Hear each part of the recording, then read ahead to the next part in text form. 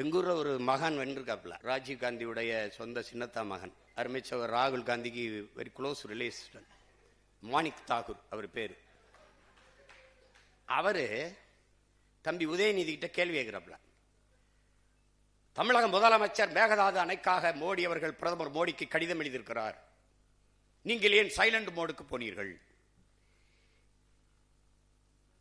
இப்ப இது உதயநிதி நாடு ஒண்ணு மட்டும் இல்ல, இது ஏன் நாடு, இது என் உரிமை, மேகதாதில் அணை கட்டியே தீர்வேன் என்று சொல்பவன் எவன்? அவன் யாரு? காங்கிரஸா இல்ல வேற கட்சியா? அவன் யாரு? இவங்கள மாதிரி ஒரு கேடு கட்டம் இருந்து சிவகுமார் முதலமைச்சர் இருக்கார், அவரு ஓ விஜய் வெரி இம்மெச்சூர்டு பாலிட்டிஷியன்.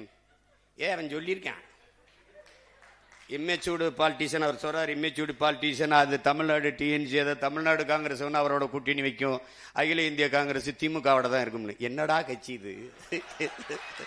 என்னடா கட்சி? அவர் ஒன்று பேசியிருக்காருல்ல, பேசிட்டு போறாப்ல.